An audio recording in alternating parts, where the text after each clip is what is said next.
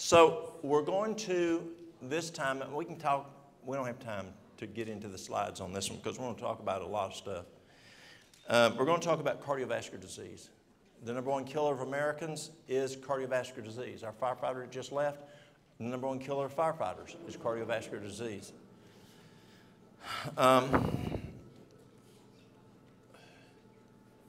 When I went to Kigali, in Kigali, they're starting to have these issues. When I go out to the rural area, no. They had asked me to come to Kuala Lumpur. Y'all have heard of Kuala Lumpur?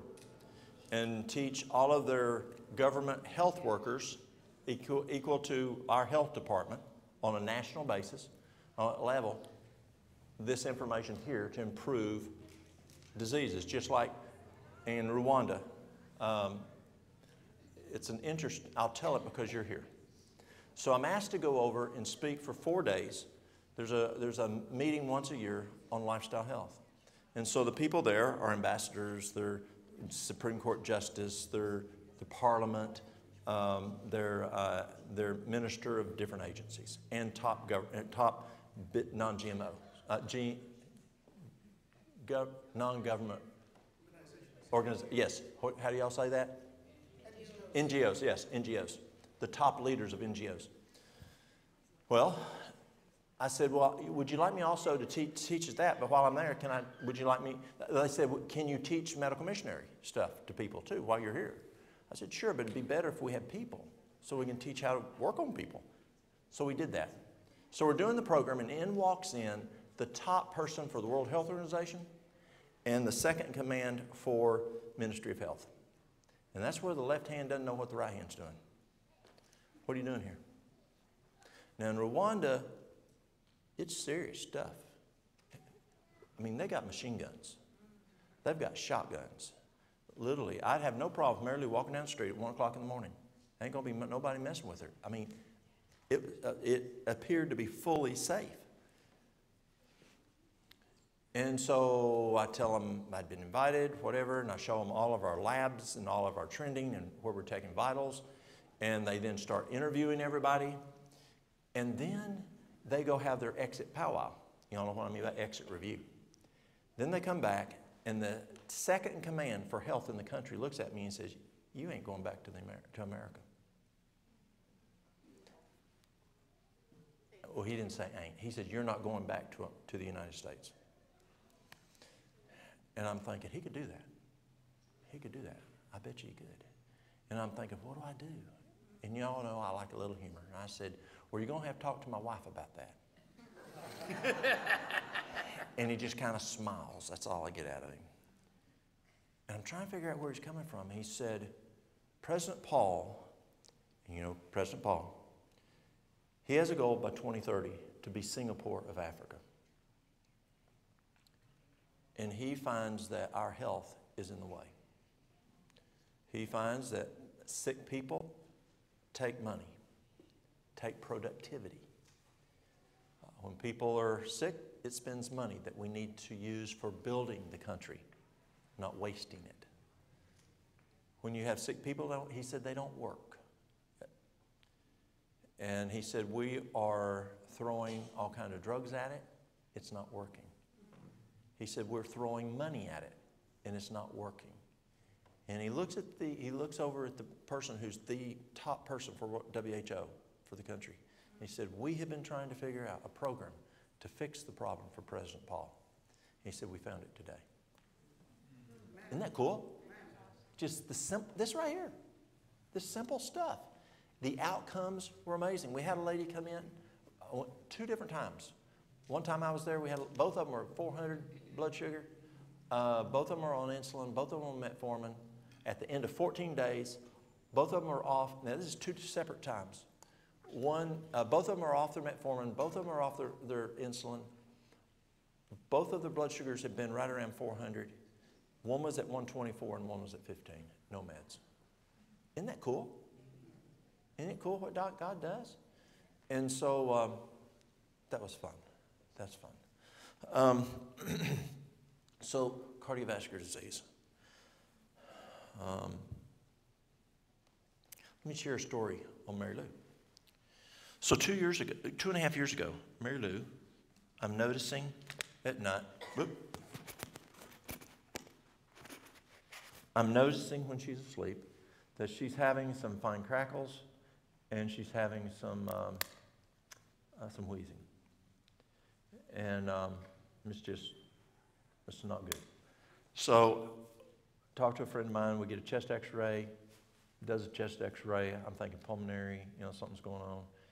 And the radiologist says, well, she has emphysema. Now, emphysema, it used to include asthma.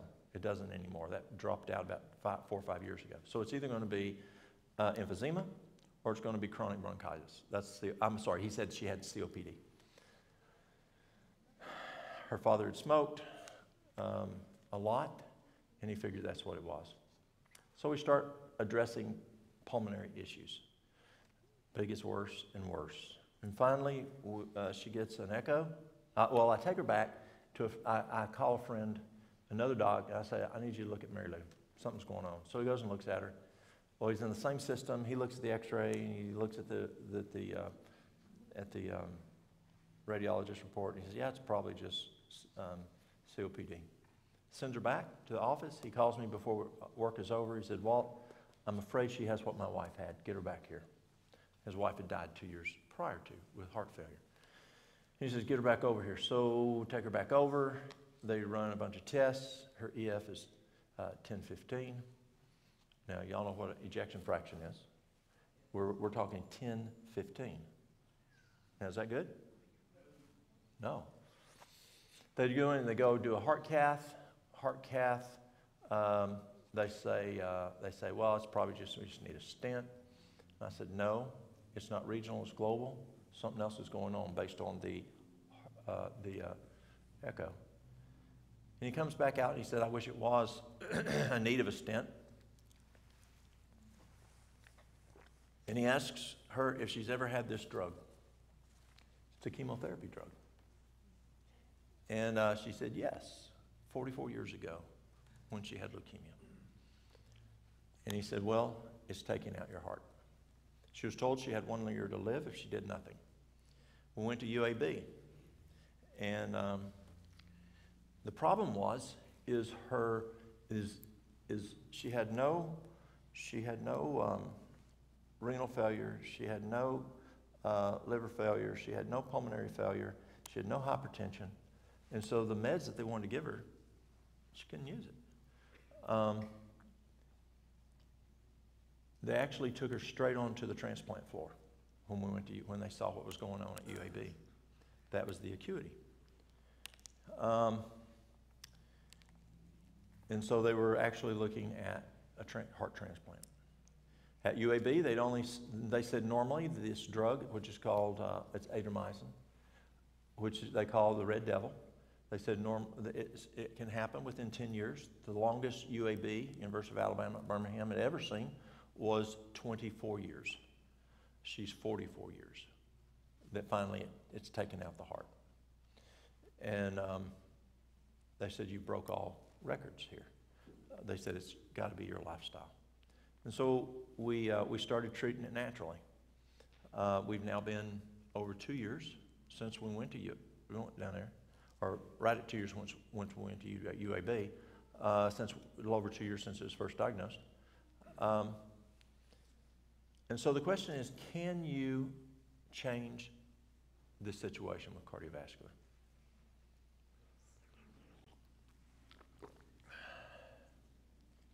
Before I came here.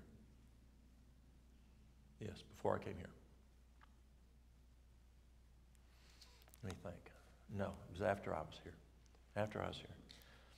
I was at work, and they checked my cholesterol. Cholesterol was 288. And they said, Walt, look at your daddy, look at your granddaddy, look at your family. You're genetically predisposed. You're going to have to take a statin. And I don't want no statin. We know what statins do to you. So I decided, let me go on a no added cholesterol diet. I'm thinking, no added cholesterol diet. No added salt diet for hypertension. Let's go no added cholesterol diet for hypercholesterolemia. And guess where it went? 104. 288 to 104. And so what I saw and the guys at work saw, I was not genetically predisposed. I was Southern predisposed. You know, I ate the same diet my daddy ate, and he ate the same diet as his daddy ate. And no, even though I had given up meat at 16 at the stockyard because I saw what happened with meat. I quit at 16.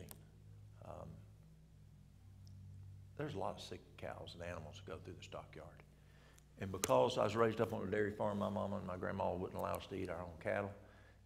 So we didn't slaughter our own. We had to buy them from someone else because you didn't want to kill number 63 or number 42. You know, they're a family. You know, you're touching them twice a day, you know, when you're milking them. And then when the beef still. So you buy from, you know, Red Food Store, Winn-Dixie, whatever. And I saw one day, finally, a real sick cow come through, and I go, I ain't eating that stuff no more. Because the huge cancer tumor she had ran through where I like to eat the steak and back through there, and so I quit eating meat. But I still doing dairy. And I grew up on a dairy farm. I love dairy.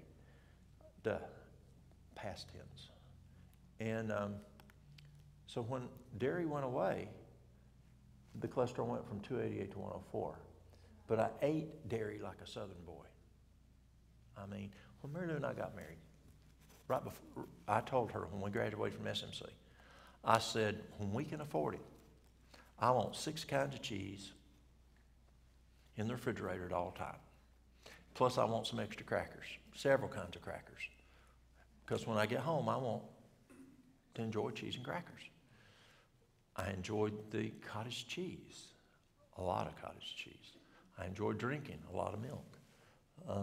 And then she fixed most everything with cheese in it. It was delicious. But that's the diet I had.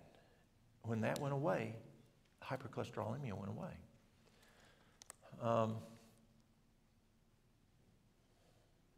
My father, he called me one day, and he said, the cardiologist here in Nashville says I have 2 months to live. At the most, 3.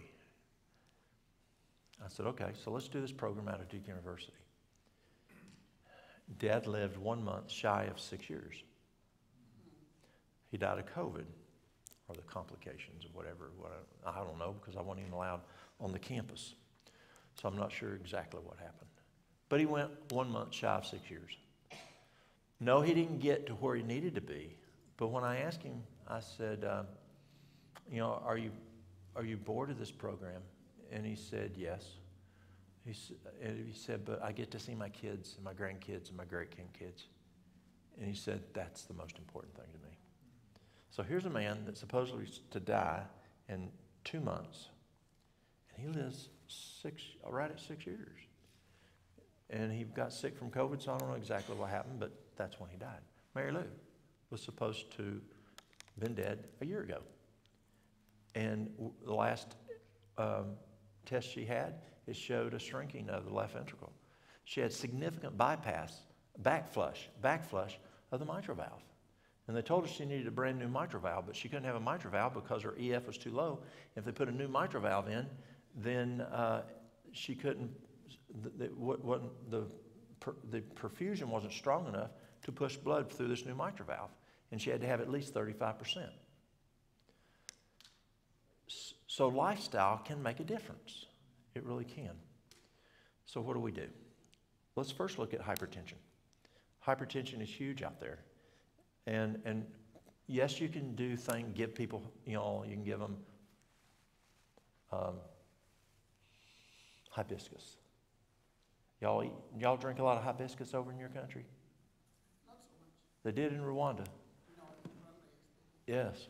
Hibiscus is great for lowering hypertension. You could give them hawthornberry. Excellent. Hawthornberry works like 3 different types of hypertensive medications. But all you're doing is masking and managing with a healthy pill. So let's get to root cause. The number 1 cause of hypertension is stress. We mentioned that earlier. Stress raises cortisol, stress lowers potassium, and boom, you've got you've got hypertension. And you saw that earlier. You could see that very clearly, that stress lowered potassium. You saw that stress raised, cortisol. And boom, you have hypertension. So what do? You look at what's causing the stress and try to remove it or use things for stress that we talked about earlier. The second cause is dehydration. Dehydration is significant in causing hypertension. When you are dehydrated, the blood is thicker and has a higher viscosity. That's just simple hydraulics. Your pump has to pump harder when you have a higher viscosity, thickness of the blood. Number 2, when you're dehydrated, the brain doesn't work as well. Thus, you're more prone to stress. Number 3, the kidneys are the switches that run the blood pressure. And when you're dehydrated, you don't have enough water running through the kidneys to cause them to function properly. Therefore, they're not working right. You're more prone for hypertension because the switches are the kidneys. And if they're not working right, the switches don't work right. Number 4, it's through urination that you get rid of sodium. And so if you're dehydrated, the hypothalamus says, hang on to all fluids, don't urinate. And it's through urination that you get rid of sodium. And so now you're not getting rid of sodium properly, and you have elevated sodium levels. Number 5, it's conductivity. And conductivity is the electrical system in the body. And you can measure conductivity. Let's go back to chemistry lab. That's the best way I can explain it. So the professor has a flask, and he puts distilled water in the flask. He runs a light bulb, plugs it in. The neutral is solid.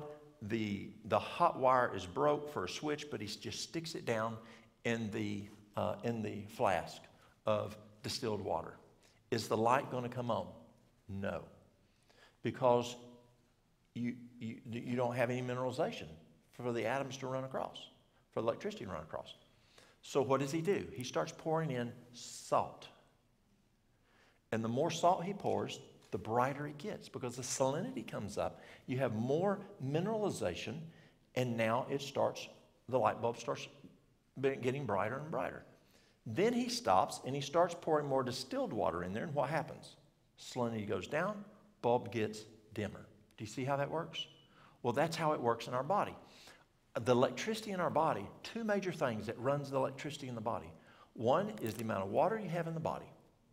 2 is the amount of mineralization, especially salt. So if you're dehydrated, do you have higher or lower mineralization? Higher. If you eat more salt, is it higher or lower mineralization? Higher. So the higher the conductivity, the more prone you are to hypertension. So how do you get it down? Drink water, cut back on your sodium. It's that simple. This is amazing of how you can get that person's salinity right back to where it belongs, and you can stop the hypertension. I was working a health fair one day. Lady comes up and she says, my husband has hypertension. She worked in healthcare, and she said, give me something simple for my husband. He's got hypertension, the meds aren't working, and we don't know what to do. Doc doesn't know what to do. She says, give me something simple. So I start asking through all these questions, and a big one there is when I ask, how much water does your husband drink? He works in construction. She says, he don't drink water. I said, then let's start there. That's simple. So I told her how much water to have him drink. So I hadn't seen her again. 2 weeks later, hospital asks me to come over to the boardroom and give a presentation on lifestyle health. So they introduce me. I get up. I'm plugging up the PowerPoint. And this lady stands in the back of the room and says, let me tell you about Walt. I met him 2 weeks ago. I'm going, oh, no, it's that lady. Is she going to give a good presentation? Is she going to give a bad presentation? So I'm, praying, okay, help me out here. And she goes, 2 weeks ago, I met Walt. My husband, she tells us what's going on. She said he started drinking the water. His blood pressure dropped so low, he can't take any meds now. In 2 weeks. 2 weeks. Isn't that no, it doesn't always happen that way. But it can happen that way. That simple. So water's huge. The next one is ideal body weight. And we know that. That's a lot of research shows. People who are outside ideal body weight are more prone to have hypertension. So what tool do we use? You can use BMI, body mass index. But Walt, I'm big boned. You ever heard that one? I'm big boned. Okay, so don't use that one. Actually, I don't like that one as much. I like percent body fat. That's what sports medicine uses. Use percent body fat. Now, we used to dunk people into a cylinder to determine percent body fat, and then we got these things, we started pinching on their, here and there, and we don't use those no more. I think that could be sexually aggressive or something, I don't know. But we don't use those anymore. So now we have these things that you can either hold on to or step on and go to any gym or go to Walmart and buy your own. Omron makes them, and it will send a current through you or through your hands, and it will tell you your percent body fat. Women have a higher percent body fat than men. That's just because you got more fat on you, just the way God made you in certain areas. So you can look at a person who's heavy. You can look at something that's a normal percent body fat, or you can look at a athletic or a fit percent body fat. You can look at an athletic percent body fat. I had a guy come in. This guy, mid-60s, breaks the Guinness Book of World Records at least twice a year. And he's actually a PhD in theology. And he's martial arts. Now, I'm not into martial arts because the origins there, I'm cautious. But when he was alive, this has been several years ago, he would go to Asia and he could proselytize because he was the best in the world in breaking stuff in martial arts. It's like they held him up on a pedestal, and he can do whatever he wanted to. He could talk about Jesus if he wanted to, and that's what he did over in those countries where you and I might lose our head. But this guy was like a bull. He was when you take on a BMI, for y'all, this side, for his height, and you look at his weight over here, and you look at the furthest for obese, he wasn't even on the chart. That's how much he weighed. But if you went to him and pinched on him, like this guy's got some nice muscle on him, this guy was like a bull. I mean, he didn't have fat on him. He was just muscle. That guy, you don't use percent body fat. You don't use BMI, body mass index. You use percent body fat. That's going to be a whole lot more accurate. So if you want a tool that's, whatever one you want, use that one. But weight is important for when you address hypertension. You need to be into ideal body weight. Number 3 is kidney function. Now, we talked about kidneys and hydration, making sure you had enough water to go through them, kind of like a dam, and you got your turbines, and you got to have X amount of water going through them to start making electricity. Well, you got to have X amount of water through them for the little switches to make the blood pressure work right. If you don't have enough water going through, the switches just don't work right, is what we're told. Well, the other is just plumb renal failure. If you're having problems with renal failure, that can be a problem with having hypertension because, again, the kidneys are the switches which help to manage the blood pressure. Number 5. How much sodium are you consuming? The biggest problem on sodium is that little girl that's carrying the umbrella. You know the one I'm talking about? Morton? Don't eat her. You want something like Celtic salt, which comes out of Asheville, which actually comes out of France, off the coast of France. Or you could use pink Himalayan salt. That's even better for blood pressure. So, but kidney function is important. And if the person's in renal failure, you've got to address the renal failure. I had a guy come in this week. I think it was Thursday he came in. And his wife, a couple years ago, she had come in with renal failure, stage 4, and in 3 months, according to UT hospital, the nephrology group, she had no renal failure in 3 months. And he told me this week, he said, Walt, it's been at least 2 years. He said, Walt, still no renal failure. It's totally gone. They fixed it. And I used a program out of Duke that works. The next one is, do you have clogged arteries, atherosclerosis? If you have, let's say you want to wash the car, and you got your hose, but if you want more pressure, what do? You make the orifice on the end smaller. That's going to increase pressure. And so when you have your vascular system and you have plaque, now your lumen is less in dimension, and so now your pressure goes up because your pipe is smaller. That's real simple. The other one is where, the other problem is if you have hardening of the arteries. And so right now, if you don't have hardening arteries and you have your systolic goes up, your vessels go like this. There's movement. They flex. But if you go rigid, they can't flex. So the inside pressure goes up. Does that make sense? And so you've got to address the hardening of the arteries. And the last one I'll look at is there any cardiac issues? Is there cardiac problems causing it? So what you want to do to address your hypertension is don't take hawthornberry, don't take hibiscus. Let's figure out what the problem is. That's the problem with regular health care is we identify signs and symptoms and we mask and manage. Right? And in some of y'all's fields, we stack. Right? And then we send them over to Broughton to unstack them and start over again. We used to do that. So you want to go through each one of those causes and rule out or fix those causes. You fix those, hypertension goes away. It's that simple. Does that make sense? Okay. The next one is hypercholesterolemia, high cholesterol.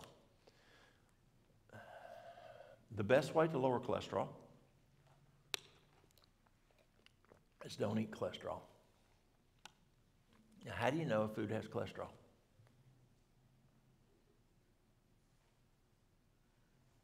If you're not supposed to eat cholesterol, how do you know not what to eat?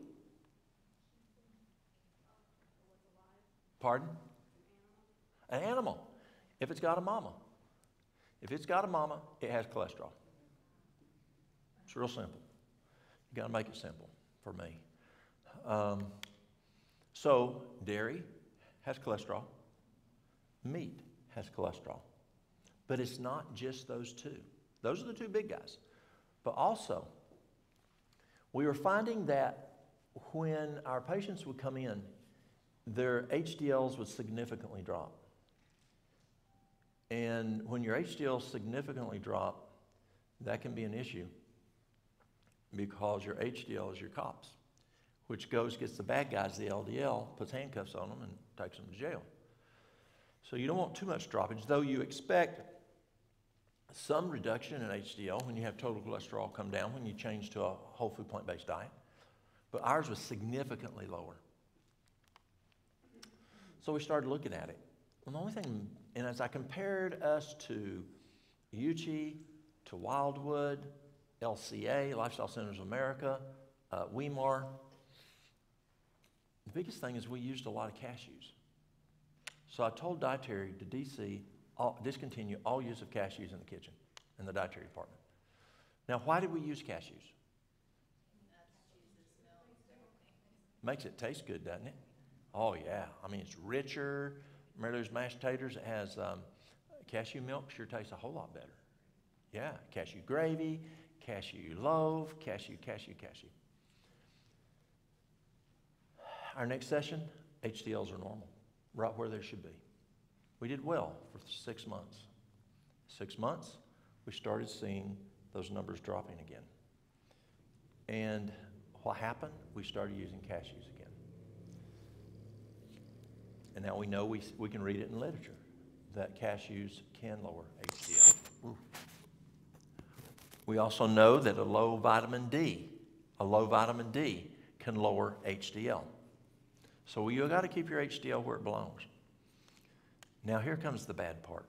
Who's ever read Dr. William Davis, a cardiologist. Wheat belly. Terrible book. Terrible book. And what Davis finds, he's a cardiologist, and he finds that the American wheat, which has 42 chromosomes, which is sprayed with Roundup, raises LDL.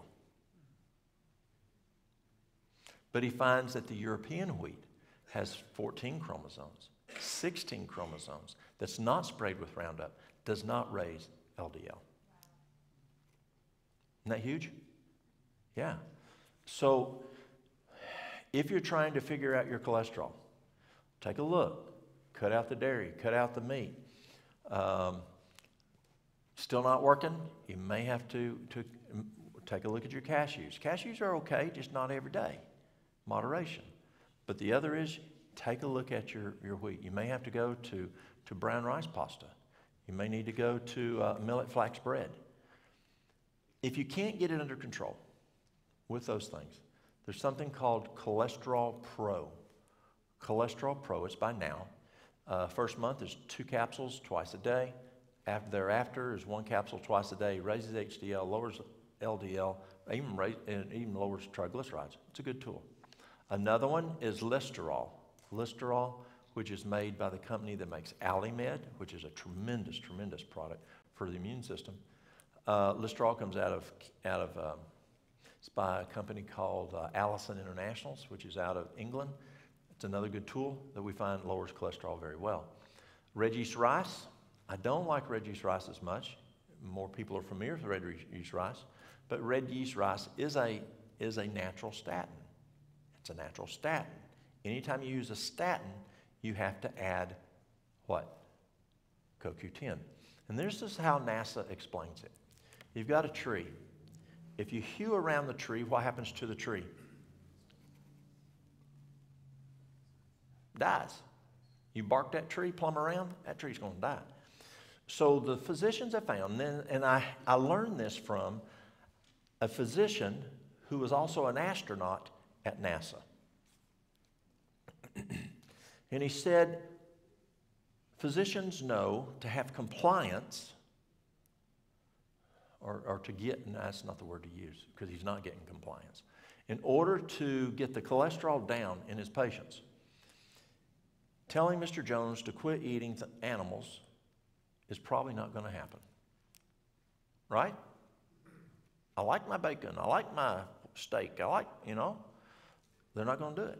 So what he does is he gives them a statin that hews around the tree and causes one of the branches on this tree to stop producing or significantly reduce the production of cholesterol. The body produces cholesterol, human cholesterol. Well, God created our body to run on cholesterol. We need cholesterol. Our bodies won't. If you had 0 cholesterol, you would die. You have to have cholesterol. It's important in the right amount. So now you're not running on as much human cholesterol, you're running on pig cholesterol. You're running on shrimp cholesterol. You're running on lobster cholesterol. You're running on chicken cholesterol instead of human cholesterol. That's a problem. But they know that you're not going to quit eating the meat, so they cut down your cholesterol by making you produce less of the good cholesterol. The problem is there's another branch on that tree, and that is the production of coenzyme Q10. And CoQ10 is very important for cell wall stability, for oxygenation.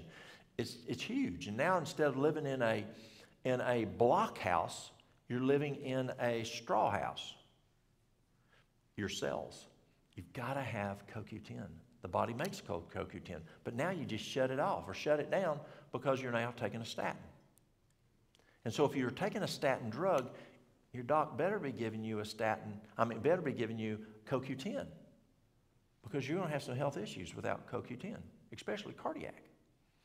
Because the heart needs CoQ10 to function properly. But here's where NASA comes into the picture. NASA found out that their astronauts started having short-term memory loss. Now, is that a good thing? They said that's not an option. This astronaut, who was also a medical doctor, said, we had to fix this problem. Astronauts cannot have short-term memory loss out there. And they found that there's another branch on that tree, and that is statins shut down the production of a chemical that helps with short-term memory. And now we're seeing one of the side effects of statins. Yes, you can get muscle cramps, but you can also have short-term memory issues, and that's now being documented. So you don't want that statin. So what do? Well, so if you take red yeast rice, it's still a natural statin. You still have to take the CoQ10. So it's better to use the Listeril or the Cholesterol Pro. Better yet, see if you can get it down with not eating cholesterol, looking at a different bread, because even the wheat is going to can increase inflammation, and that's another issue. So that's what we do for cholesterol, triglycerides. Triglycerides, number one is stress. Stress raises triglycerides.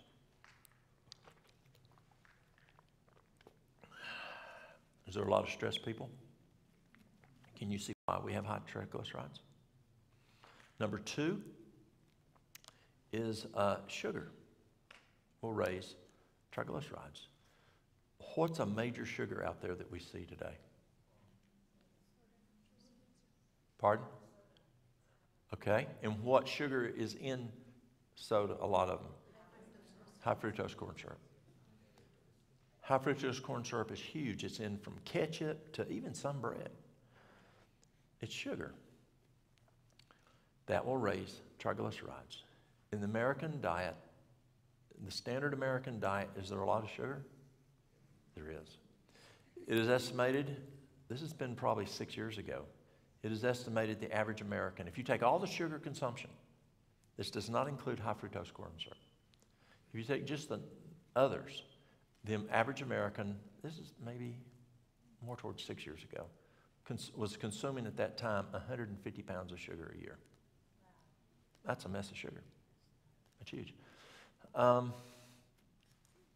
So we've got, what was the first one?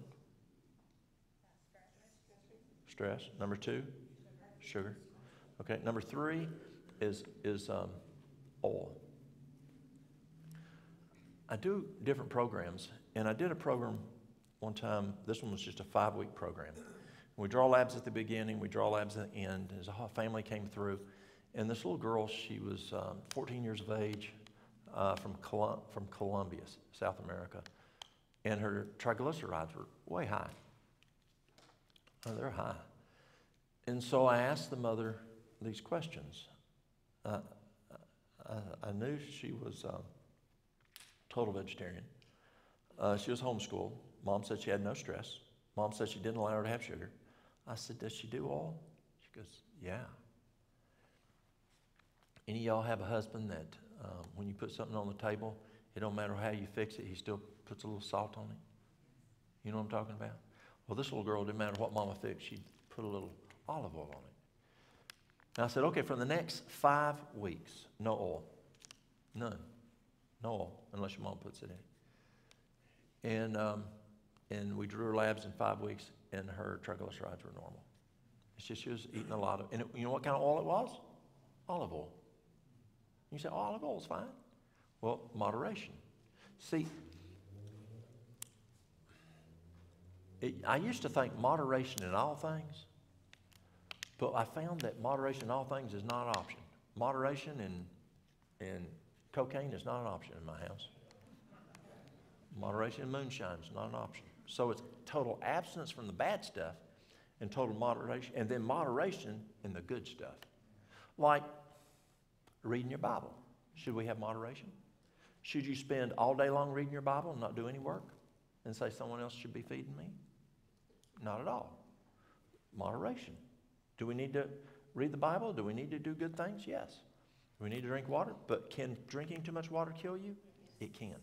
Yes, it can. The last one for triglycerides is eating meat. That can increase triglycerides. Take care of those 4 guys, and it's very common that we see triglycerides come to normal.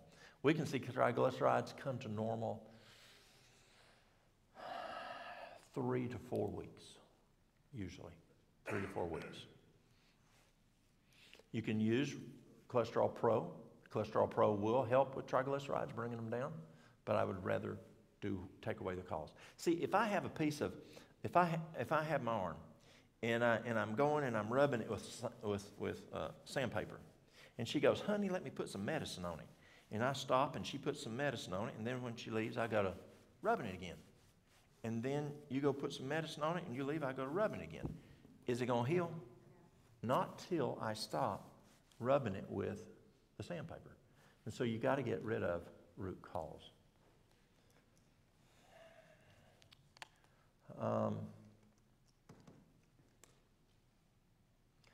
As we look at shrinking the ventricles, which you've got your left, right ventricle, then you have your left, right atrium.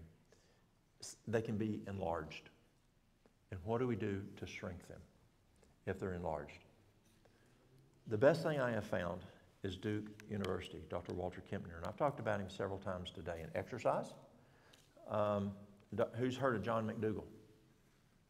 McDougall says that Kempner's program is the best program in the world. Kempner came to America in 1932, went to Duke. He was from Germany. He was a medical doctor.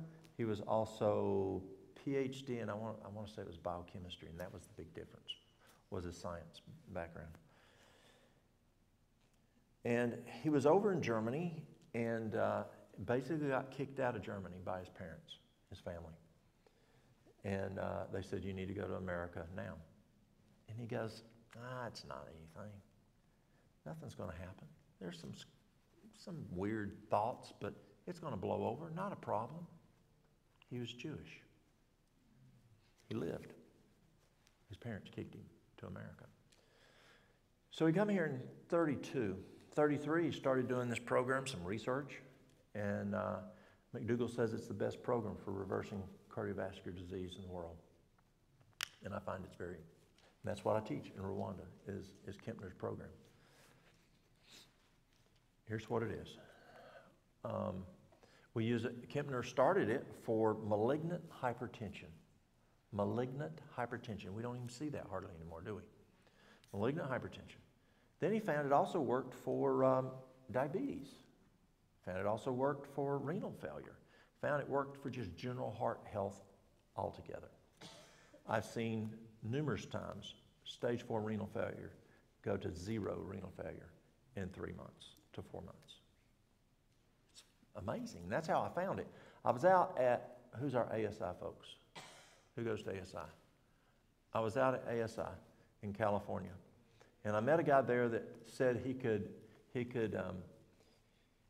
reverse hemodialysis. Got my attention. And he was in Mexico because he got, trying to stay away from FDA, and I lost his contact. So I start searching and searching and searching, and he used rice, brown rice. So I'm looking at brown rice and reversing renal failure. And the only thing I could really find was Duke University. And that's how I ended up going to Duke and looking at their program and then learning it worked for other things also. And it does. It works very well for, I had a girl come in, she was a 32-year-old white female on hemodialysis since she was 15, had medication issues, and it caused her kidneys to fail. Her phosphorus was crazy, her potassium was crazy, creatinine at 11. And all we did for her is just this diet. She wouldn't do the other stuff. She always just do the diet that I'm getting ready to share with you. In 1 month's time, and I don't know what point it happened, but at one month's time, phosphorus is normal, potassium is normal, and creatinine went from 11 to 6. Isn't that cool? That is cool. And I don't know what would happen if she stayed on it, because her name came up, and at the end of 30 days, she gets a notification she's approved for a kidney. And so we now are dealing with another situation. So I don't know how well she would have done if she had just stayed on it. Could we have seen her totally come off hemo? I don't know. But for cardiac, it works significantly well. And here's the diet. for breakfast is 1 cup of brown rice. Now, when Kempner started this at Duke in 1933, he started using white rice. And then he found out it just didn't work as well. So he then converted over to brown rice. And he's using brown rice, and 1 cup of brown rice, that's your protein, and 3 servings of fruit. Now, if you're a diabetic, then you look at, let's say bananas runs your glucose up, and grapes. Then don't eat grapes and bananas. You know, later you can, but not right now. So then, so you just eat what you can. So you do 3 servings of fruit. A serving is each. Apple, orange, pear, or a half a cup of little stuff. Raspberries, blueberries, strawberries. Except in Rwanda. Rwanda said, no, that's not enough. We want more than 3 servings of fruit. I said, okay, let's negotiate. I said, what if we do 6 half servings?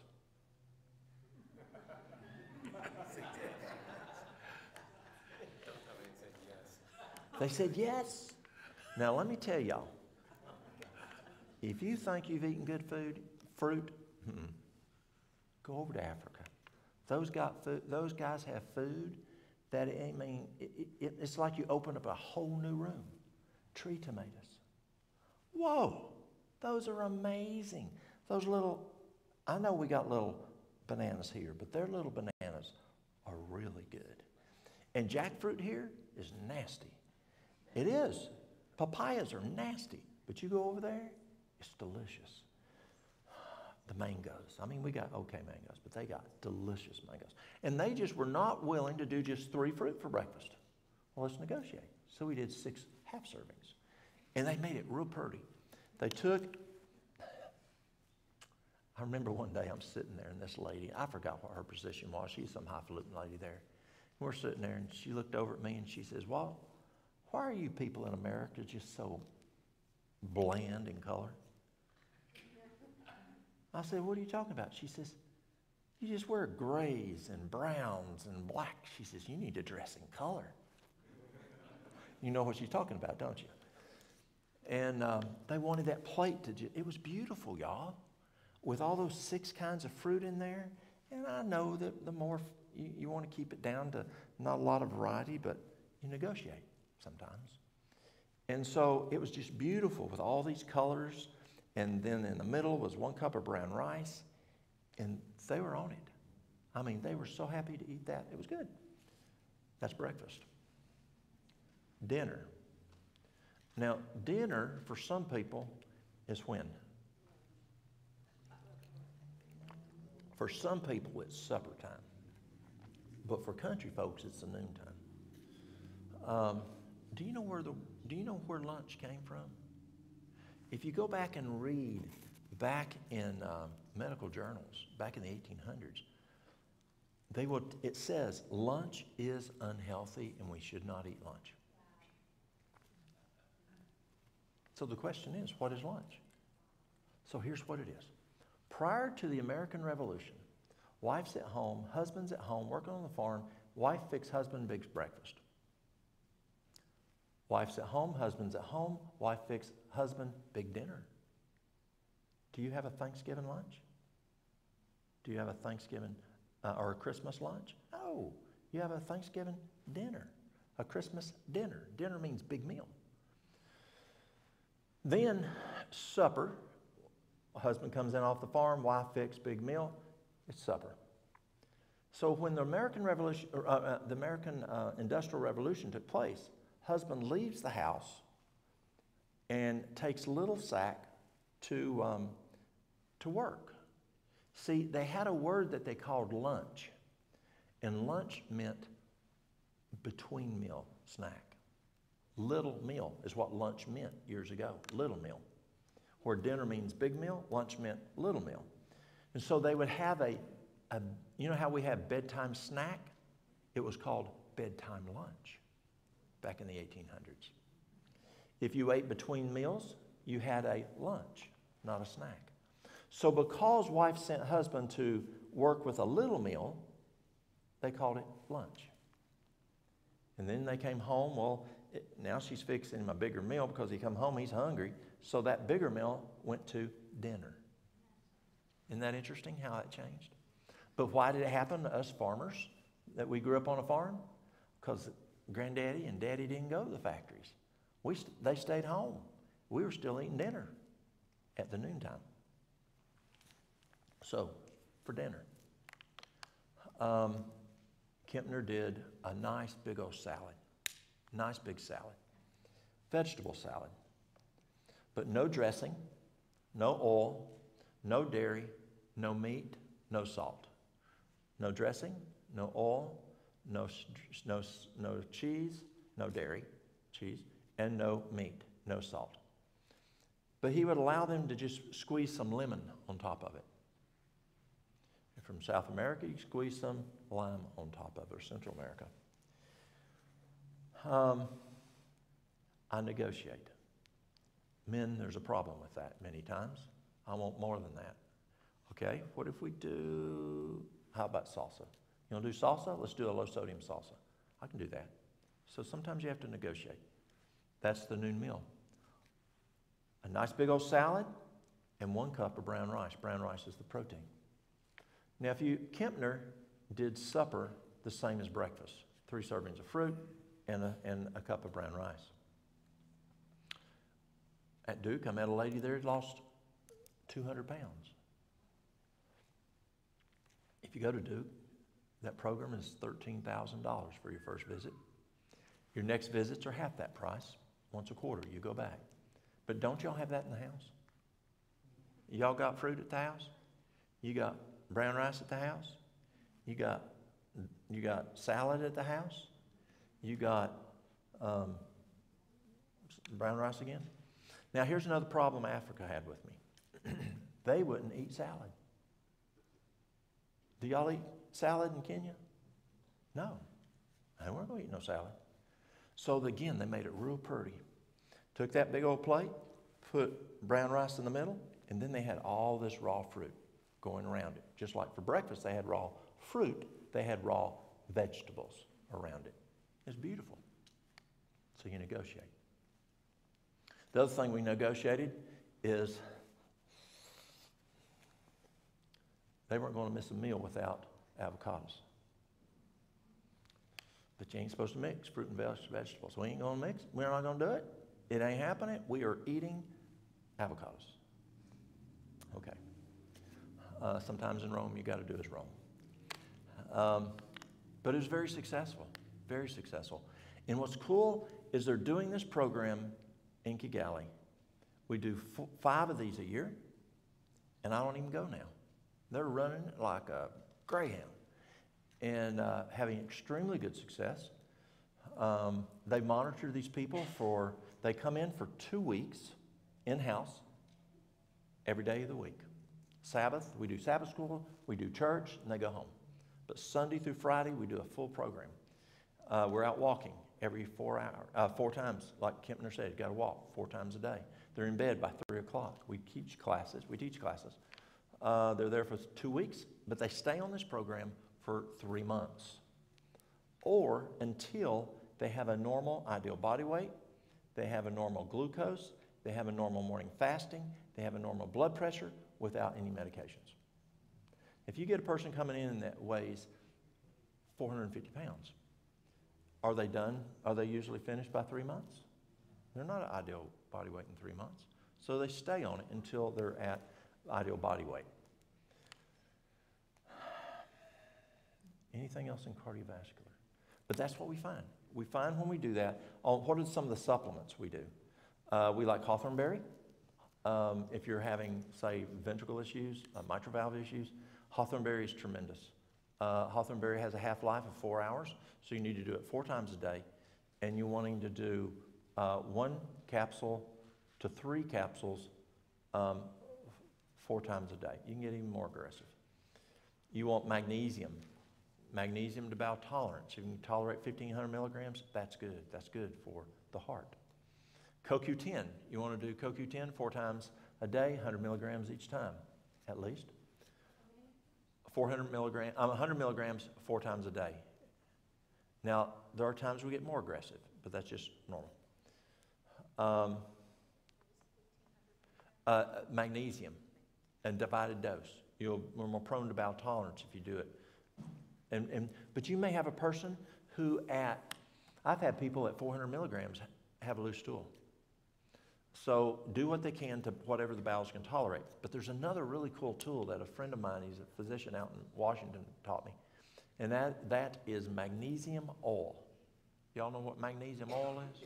Magnesium oil looks like a roller ball for deodorant. And you rub it on the heart. And that oil, it works best if you have aloe vera in it.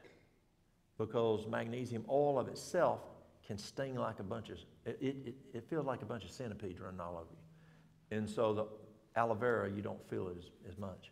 But you rub that over the heart multiple times, and transdermally, it's going to get into the muscle faster than PO by taking it by mouth.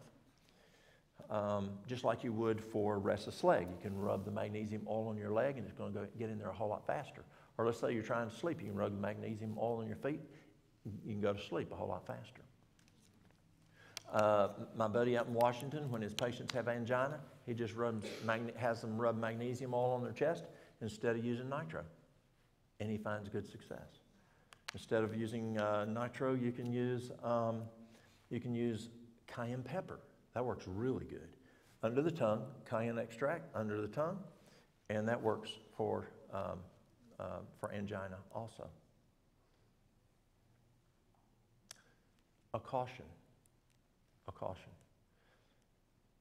If a person is taking nitro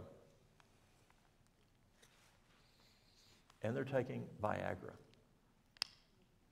do not mix the two. Because you can make the vessel too wide that now you don't have enough volume of fluid and CPR will not even work. So do not mix the two. If you're going to do CPR on somebody, ask them if they're taking Viagra. And until this week, I only ask males that. But this week I learned that females are now being given Viagra. I had a lady this week that was having a muscle constriction issue on her esophagus, and it was a vascular issue. The doctor gave her Viagra to increase the circulation to the esophagus to improve function.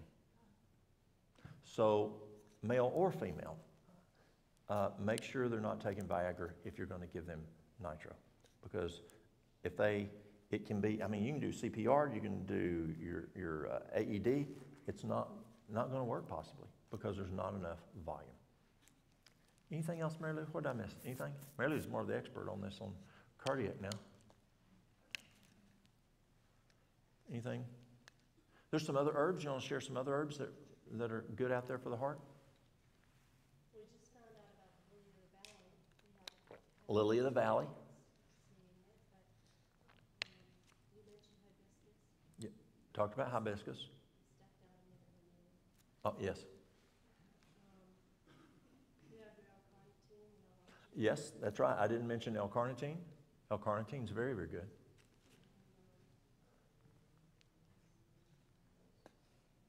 How about stress? Can stress affect cardiac function? Absolutely. Yes. This is not cardiac, but I need to ask the question. Do you have anything for tinnitus? That's a real tough one. Tinnitus is one of the toughest ones I've dealt with. According to NIH, the best thing for tinnitus, now you figure out where to get this and you'll make some money. There's research done on tinnitus. That's ringing in the ear. NIH has a study, records a study that was very successful in getting rid of tinnitus. You want to guess what it was? It was an IV of kudzu. Kudzu. Y'all know what kudzu is. Now, the question is, where do you get an IV preparation of kudzu, and where are you going to find a doctor that's going to administer it? But that is the best results I have read was that. Now, why they didn't keep it going? Well, maybe they couldn't patent it. I don't know. Was it ginkgo that the Yes. So Africa uses ginkgo biloba, for tinnitus, and has a fair response. There's another item which works pretty well, which you would not think it's correlated, but there's a product called D-Vertigo, which works extremely good for vertigo. And it's called D-Vertigo, D-I-V-E-R-T-I-G-O, I guess. I can't spell. And you put a drop behind each ear, and it works extremely well for vertigo, but also it's been found to help with tinnitus. Did you mention for the parts about the dandelion? About what? Dandelion leaf. Oh, thank you. I'll come back to that. Yes, that was a big part. Thank you. So that's what I know. Try ginkgo, try Divertigo. Some people find that ear candles have been beneficial. Some people find that dehydration, when they're dehydrated, they're more prone to have tinnitus. So make sure they're well hydrated. We know that can be a benefit, can be a cause, but that's a hard one. It really is. Mary Lou just brought up another one, CHF, congestive heart failure. We have the congestion in the lungs. We have the edema in the lower extremities. The best thing we found for that is dandelion leaf. Dandelion leaf. And that would be 3-4 capsules 4 times a day. And you could even use it more. Dandelion root is better for, you can use dandelion root, but root works better than, leaf works better than root for the congestion and the edema in the lower extremities.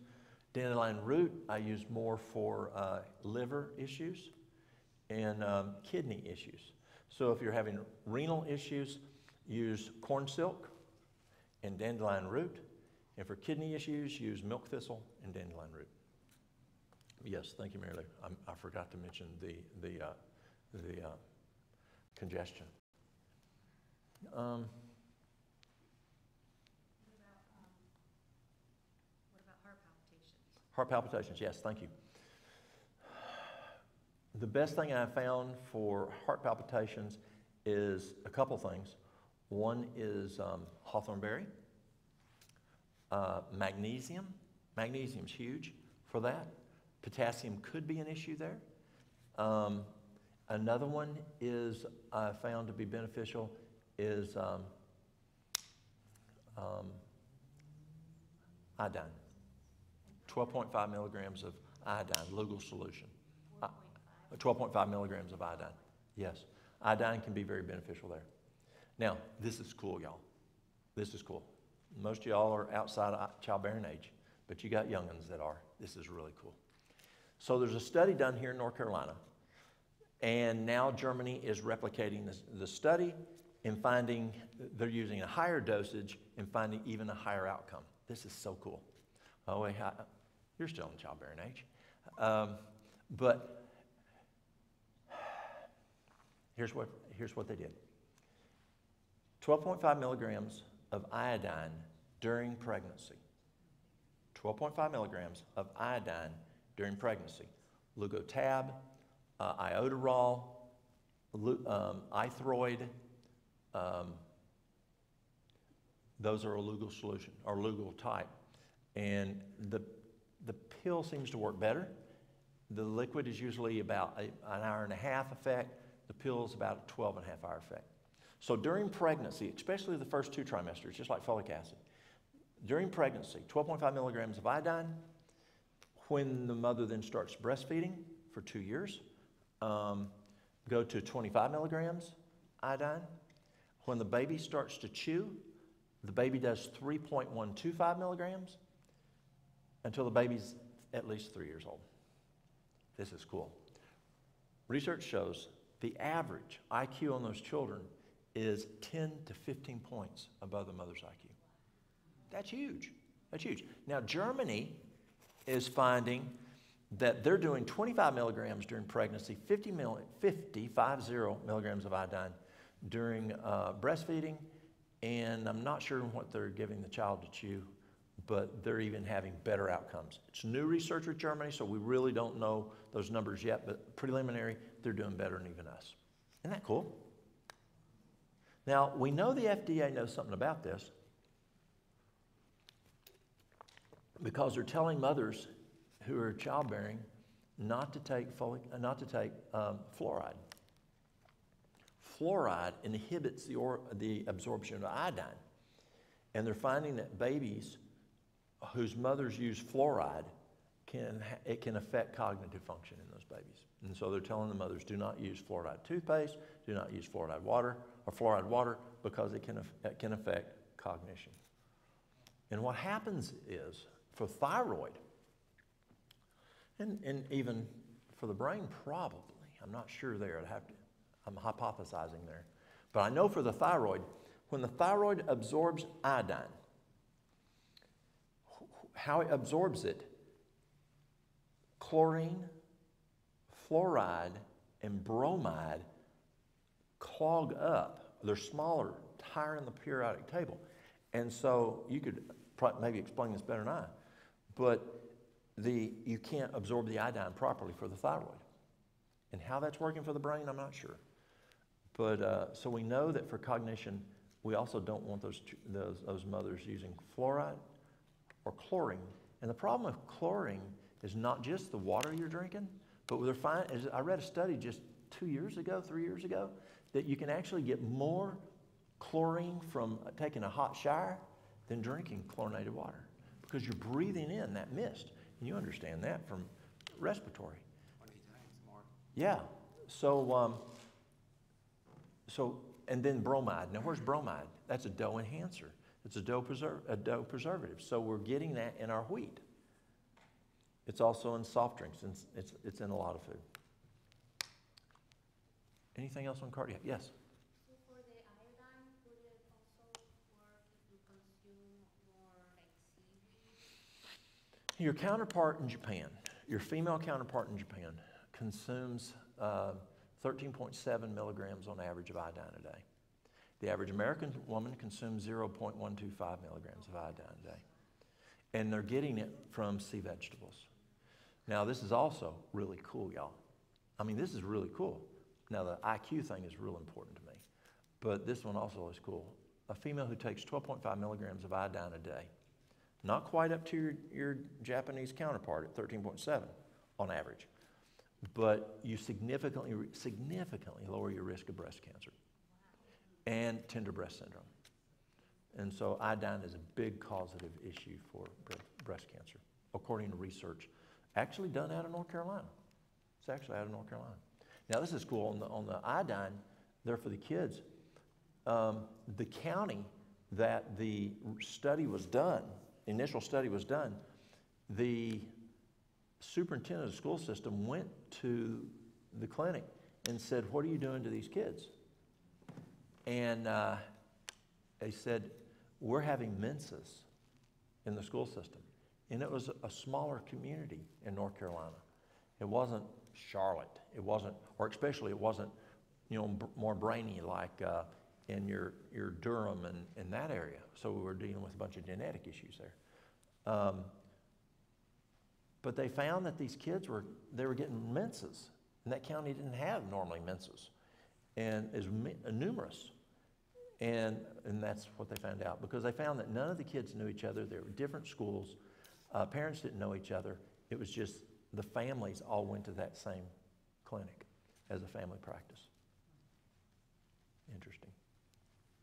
Any other questions? That same, relating to that, does the cognitive stuff also help with adults? According to the researcher, no. Or it doesn't work for kids who are over the age of 2, he says. I'd like to see that research more, because there is studies showing you can still have IQ improvement into teenage years, 13, 14. So I don't know. I'd like to see some studies there. For adults, he says we ain't got a chance. I think we do have a chance. I really do think we have a chance. I think if we follow what we did today, and if we ask God to bless. There's a study came out in January of 2004 talking about cognition.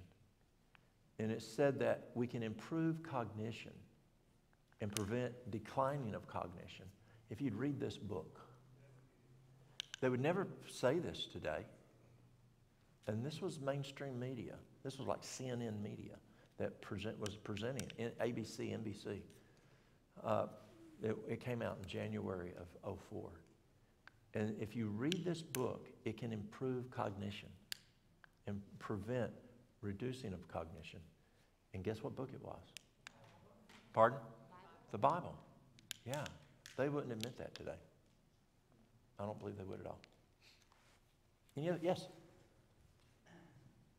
have a question that you hear pushed a lot these days, having to do with CBD.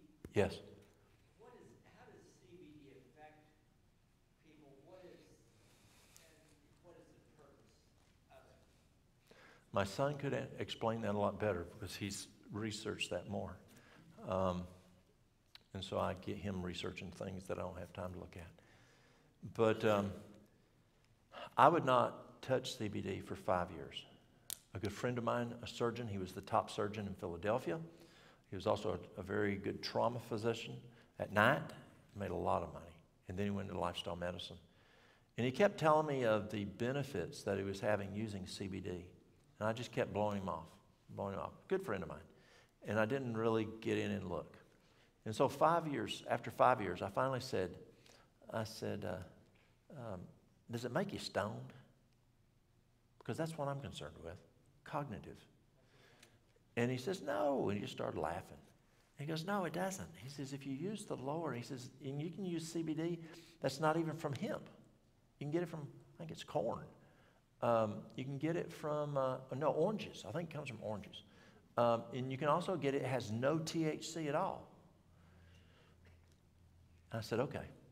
Still, it was illegal in Tennessee. So I talked to the sheriff, and I said, Armando, I'd like to do some studying on this. Tell me what the risk factor is. Because probably TBI would come and get me. And so he said, Walt, I know people who personally use it, family members. And they were using it illegally in the state of Tennessee. And he says it works. He says, we're about to see that law change. And I said, Armando, when it does, tell me. And so he came and told me. He said, Walt, you can do CBD. It's now legal. And so I started using it for work. It works for some people and it doesn't work for others. And so I called the University of Florida. I think it's University of Florida in Ocala. Is that the University of Florida? It's the Gator people. And I called them because they had done some tremendous research on CBD. And I said, so why is it that CBD works for some and doesn't work for others? And this is the illustration. If you have a vitamin B12 running 1,300, is it going to help you take in more B12? Probably not. If you got a B12 of say 250, is it going to help you if you take more B12? Yes. So the cannabinoid that's there, which CBD has cannabinoids, if you're at the certain level, like you should be, it's not going to help you. It's another problem. But if you're low and you take it, you could see benefit. Now, at first, so maybe 3-4 years ago, University of Florida was looking at a test that we can measure. Just like if someone comes and says, Walt, do I need to take B12? I don't know. Walt, do I need to take vitamin D? I don't know. Walt, is my cholesterol high? I don't know. You got to look at the lab work to see. Now, if they say, Walt, do I have high blood pressure? Now, I can take that test. Or, Walt, do I have tachycardia? Yeah, I can feel that. But so to measure the cannabinoid level, they were working on a test, a blood test that you could test. It hadn't come out yet. I don't know what happened to it, but anyway, it hadn't come out yet. Last I spoke with the University of Florida. So what are some things they're using it for? Pain. Use it for pain. Inflammation. I probably sell more to dog owners than I do to humans. It works really good for dogs that have problems when it's lightning or on a trip or 4th of July with fireworks. It calms their dog down so they can take a trip and the dog ain't going nuts on them. Or a lightning storm. It calms that dog down. But it can calm people down too. So people use it for calming them down. I probably sleep is probably why I sell it the most for humans. They use it to help them fall asleep. And I sell both. I sell the ones that don't have any THC. That's why I sell the most of it, because that's what I recommend. Some people do buy it, but it's less than 0.3% or something like that. It's legal, and they're not going to have any psychological effect from it. And they find that may work better sometimes for pain. And the reason why you considered it because of the doctor's recommendation for Parkinson's. Oh, yeah, thank you. Yeah, see, that's why I bring her along. She remembers stuff I forget. So Parkinson's, it works really well. Probably the best thing I've seen is Parkinson's. We see good benefit with Parkinson's many times. Other things that work good for Parkinson's, riding a bicycle, they found to be beneficial. Dancing. A far infrared sauna works. I've seen very effective on Parkinson's. Where far infrared, you've got near infrared, mid infrared, and far infrared. You can see near infrared and mid infrared. Far infrared, we can't see it. It's outside of our eye spectrum. Insects can see it, they say. But that's a huge tool. I really like far infrared. It's excellent for the immune system. In China, they use it for cancer. In Japan and Korea, they use it for cardiac.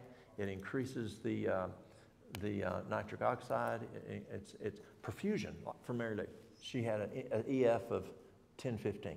That is not good. So, what's the first thing that gets blood from the heart? The heart. Second's the brain, and third's the rest of the body. So I needed to increase the perfusion of her heart because she had such poor perfusion, and I needed that muscle to get stronger. So I started using the sauna. And you can sit in that sauna, and you can zip out to let heat out, zip up, let it back in. As long as you keep that heart cool, you can use it prolonged. And what it does, it changes the water molecule in the blood cell, and it's super for increasing perfusion. For those that do fever treatments, you can do a fever treatment in a far infrared sauna. But that's another tool. Any other questions? Yes? What is your experience with reversing heart disease where the arteries of the heart are blocked? Thank you. Yes, thank you. I plumb missed that one. Thank you. So whether you have atherosclerosis, arteriosclerosis, had this lady come in one time. She was from New York City. Both carotids were 75% occlusion, and in 2 months we had it mid-20% occlusion. That's fast. We used Drano, or what I call Drano. We used lecithin granules. And for her, I only did 1 tablespoon twice a day. I hadn't read any research yet. You could do it 3 times a day, so I only did what was recommended. 1 tablespoon twice a day. Now they say you can do it 3 times a day. You can probably do it more. Lecithin, oh, good question. What kind of lecithin? It can be soy lecithin, or it can be sunflower lecithin. I like the granules because I know what's there. I know it's that, not something else been mixed with it. So I know it's possibly more pure that way. And pardon? You can just plumb eat it just straight. Don't put it in the blender. Right, Mary Lou? If you're making a smoothie, make your smoothie first and then stick it in and stir it. It gets all waxy kind of like, and it doesn't work right. What does lecithin do? Lecithin, what it does is it dissolves the plaque in the arteries or in the veins, wherever you got the plaque. Is that in that nutritional guide that you keep posting up there? Oh, no. You can just go out there and Google it. There's a lot of, go to NIH, National Institute of Health, go all over the place and you can look at it. Yeah. So lecithin granules is my favorite. Also being a whole food plant-based diet. Dr. Esselstyn at Cleveland Clinic found if you will do a whole food plant-based diet, it takes about a year and a half, year and 3/4, but you can do it a whole lot faster by doing whole food plant-based diet and the lecithin granules. Where's a good place to purchase that? You can call us. No, you can go to your local health food store.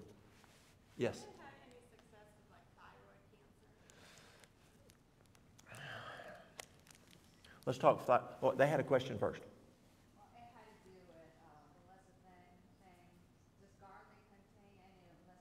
I've heard people that they would kind of like crush 2 cloves of garlic and they would let it be in some water and then that would help. They would mix the garlic and the lecithin?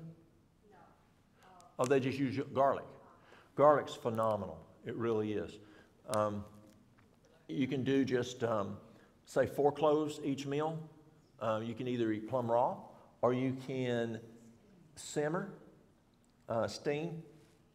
it for 1 to 2 minutes, not more than 2 minutes, and you still have good nutrition. You can use allicin. I like allicin a lot. Alimed is phenomenal. It takes 24 cloves of garlic to make 1 drop of Alimed. Blows the doors off vancomycin when you're dealing with MRSA, C. diff, H. pylori, Lyme disease. My son had Lyme disease. It's been gone. This next month will be 12 years he's had no Lyme by using allicin, by using the Alimed. So yes, garlic is excellent for that. Thyroid.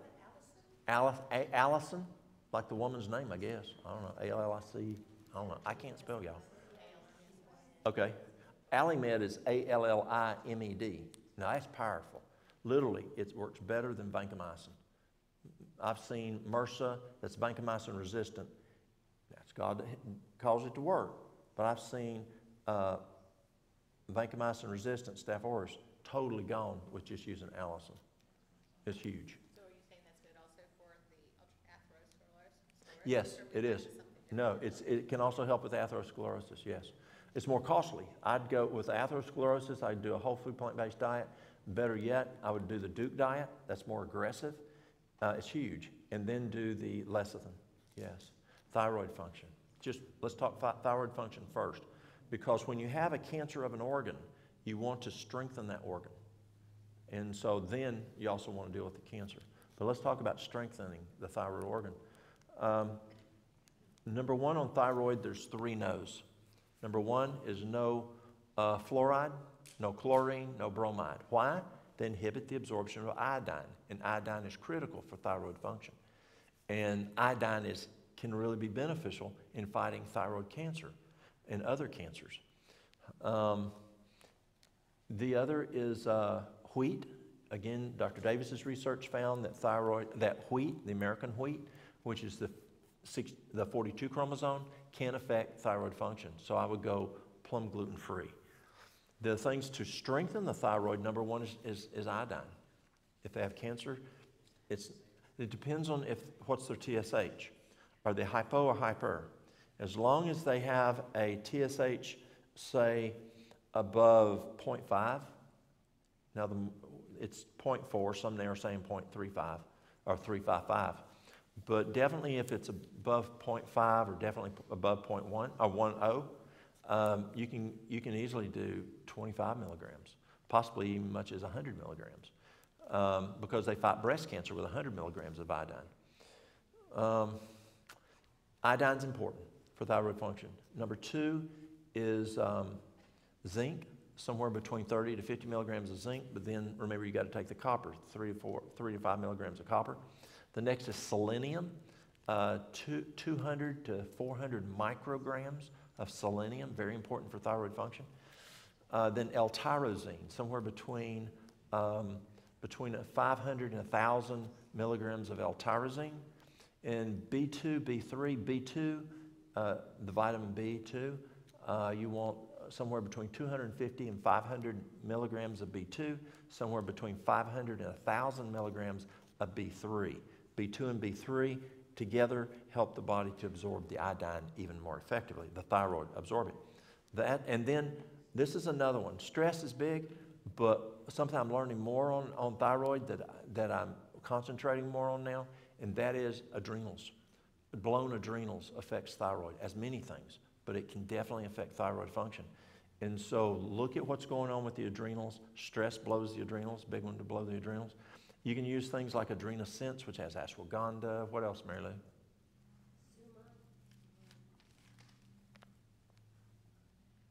There's like 4 or 5 herbs in there. It's real simple.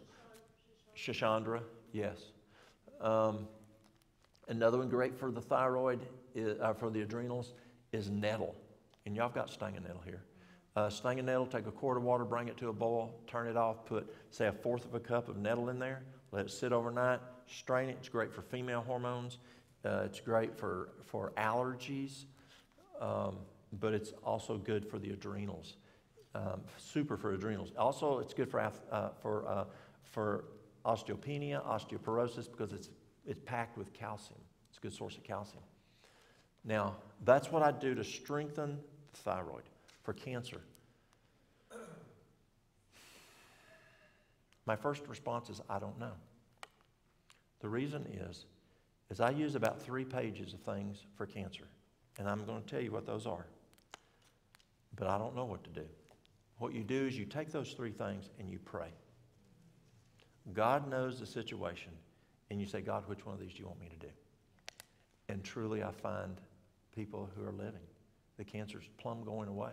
I mean, I had a lady come to me who, this was in 2000. They told me, she was from Virginia Beach. Her oncologist told her she had a type of cancer that had never been cured. Never, period. It was inoperable. She was going to die, period, 100%. She was going to die. She was nursing she was 45 years of age, white female. She was nursing her 8th child. And he said, go home, finish nursing your kid, you're going to die. So she called me and she says, will you take me as a patient? I said, come on. She says, I have to live. I have 8 children and a husband. I have to live. So she weans the child. The kids take care of the baby. The husband takes care of the baby. She comes to us. She was with us all of October.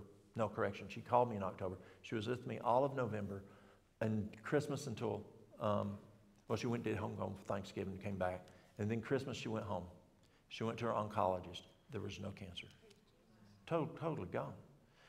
So if you think you're curing cancer, you're wrong. If you think these items cure cancer, you're wrong. Another one, someone I went to high school with, college with, they had breast cancer, metastasized to the liver, metastasized to the lymphatic system. She's a physician. Husband's a physician. I went to school with him. Where's Danny? Danny went to school with both of them. Mary Lou went to school with both of them with us at SMC. And it was in January 3 years ago. I think it was 3 years ago, 2 or 3 years ago. And her sister called me, and I called her, and she said, told me what she had. She said, they told me I will not live past June. I will not see July. And she said, I have to stay alive. I have grandchildren and children I need to work with spiritually. I said, I understand. And so I sent her this information, and she says, what do I do? I said, I don't know. I said, read it. It's 3 pages. I said, read it, and you pray. She was a praying woman. I said, pray and see what God leads you to do. And she did. And I checked on her several times. In the middle of June, they did an MRI, CT, and a PET. Nothing. Amen. No cancer. And the 3rd week of June, her friend of hers, who is a surgeon, said, listen, you've got to have a radical double mastectomy. The type of cancer you have is just deadly. She says, it's gone. He says, you don't understand. It's deadly. So she says, okay, you go look. If you see something, take care of it. If you don't see anything, close me up and leave me alone. And shake, doctor to doctor. And plus her husband's a pathologist, and he's going to know. Goes in the last week of June. He goes 3 areas and just exploratory, huge, brand new tissue. And she's still alive today, no cancer. And so the question is what? I don't know. These items that I'm going to mention improve the immune system. And that's the key, improve the immune system. The nose, no sugar, get your sleep, and no sugar. That's the top three. We talked about those today. Very important for immune system. I think we did. Maybe we didn't. But those are big. No sugar, get your sleep, and manage your stress. Those will wipe out your immune system. Then things that we do. Juicing is phenomenal. Juicing is amazing. I like Gerson's program, Dr. Gerson, in Tijuana. He was in America and had to go down to Tijuana. They now go to 13 times a day instead of twice a day. Instead of 12 times a day. You do 8 ounces of vegetable juice. You might put a little Granny Smith with it. But 8 ounces of juice, 12 to 13 times a day on 1 cup each waking hour for that many hours. And that's the nutrition. And that's all you consume. When we did the math, we found that 12 times a day, which is 96 ounces, had more than 2,000 calories. So it's a lot of calories. Juice that. You'll see how much food that is. That's a lot of food. Does it matter the kind of juicer you have? Dr. Schultz would say, just get a juicer if you can't afford a juicer. And this is where I got it from Doug Batchelor. He said, if you can't afford a juicer, just use V8 juice. That's better than other stuff out there. And yes, I've had folks with just V8 juice. Yes, there's better juicers that you'll get more nutrition, more nutrients, but do what the person can afford. Another one is well, let me back up. This is really important. I've got a buddy who tells me I can't do this. He's a physician. He says, Walt, you can't do this. But I guarantee people 100% healing from cancer. Does that sound crazy? I guarantee them 100% reversal of cancer. And here's what I tell them they have to do. Number one, they've got to accept Jesus as their Savior. Not just when they're 8 years old, but every day. Number two, spend time with Him. He says when He comes back, people say, oh, I did this. And He's going, you didn't spend time with me. I don't know you. You didn't spend time with me. Spend time with Him. Number three, if you've done something wrong, ask for forgiveness. Number four, read the Bible. If it says do it, do it.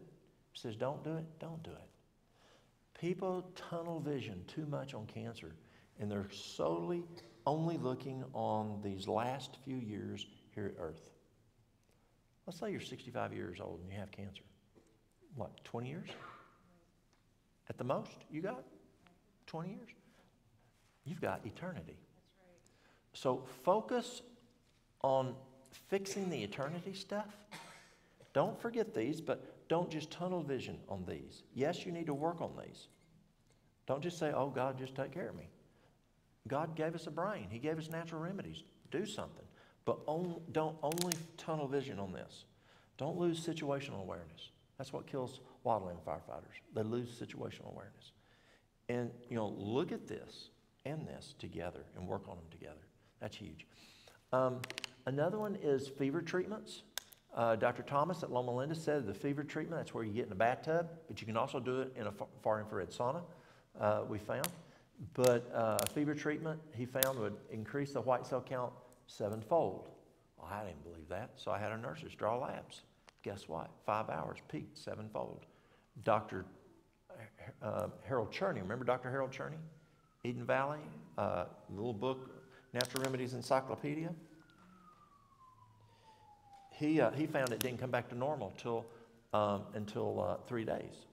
Now, I don't know the bell curve because neither of us did long-term labs during the day, but we knew my labs went up and found where it peaked and we went hours after, but we found it did, peaked at 5 hours. Cherney just took labs every day and found it didn't come back to normal until 3 days. But that's a good tool, fever treatments. And you can do that in a far infrared sauna. There's juices. I talked about juicing. I talked about the fever treatment. Teas. There's some teas that are really good. Herbal teas. Padiarco is it's like Pac-Man. It really is. Padiarco just eats cancer, loves to eat cancer. Men, if you got a prostate problem, it's good for prostate too. Then there's other teas. Chaparral, but don't start with chaparral. Chaparral's nasty. You won't do another tea. Mary Lou did chaparral. Mary Lou had breast cancer, what, 16 years ago? Something like that. And she did chaparral. She drank chaparral. Asiac is a great tea to use. Asiac tea. It's a tea that came out of Canada for the Native Americans up there used it. Cassie is the nurse's name, and she turned her name around to Asiac. She was a registered nurse, and the Indians gave it to her. It's a tremendous, tremendous herb for fighting herbs. It's a combination for fighting cancer.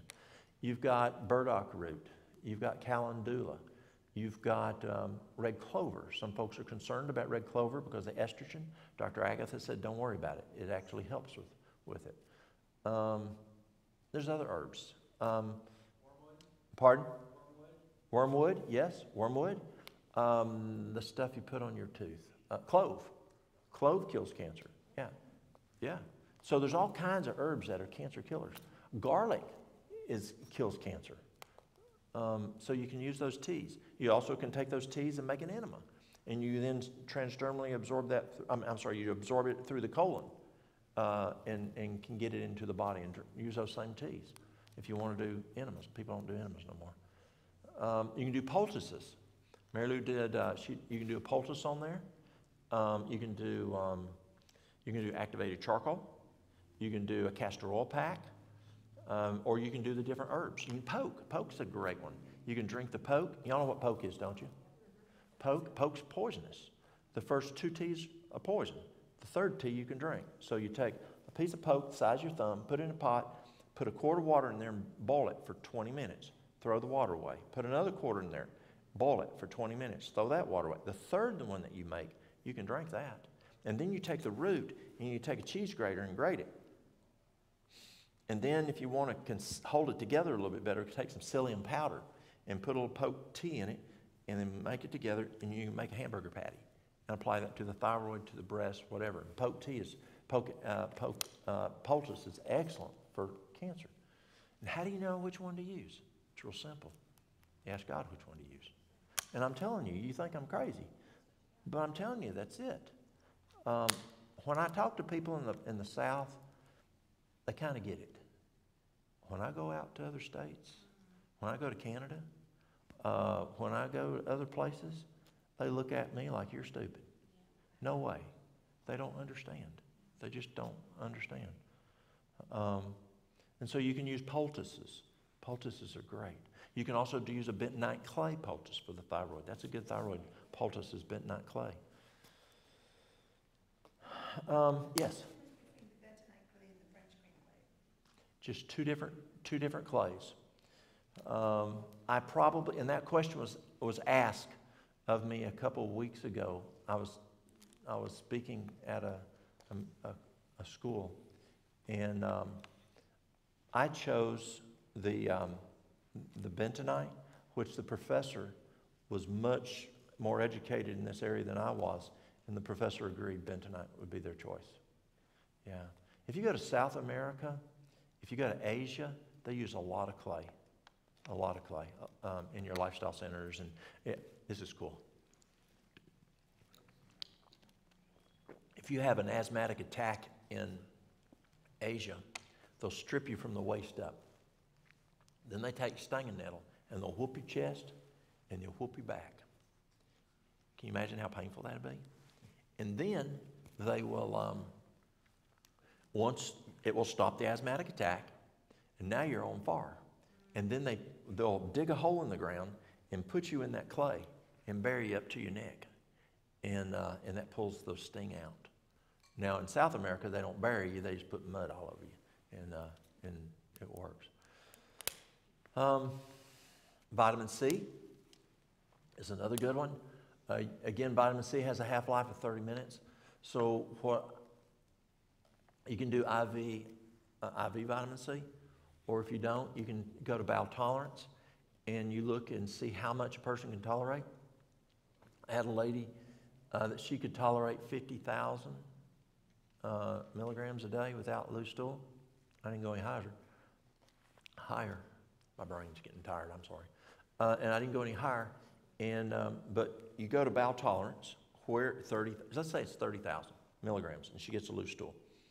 Then do 10% less to 27,000. Stay at that, divided doses between 6. Now here's the neat thing. With vitamin C, as the person improves, they get less bowel tolerant. That's a good sign. That means they're improving.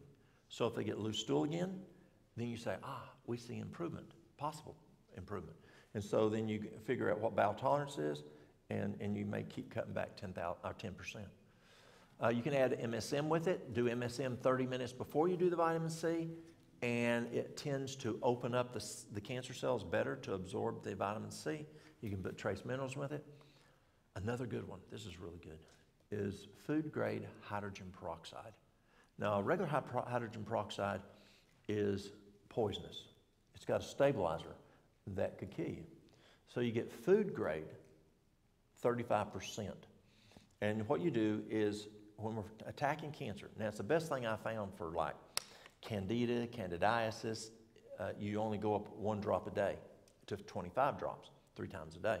But for cancer, we're doing 3 times a day on an empty stomach, but we're jumping by 3s because we want to get up to 50 as quick as we can.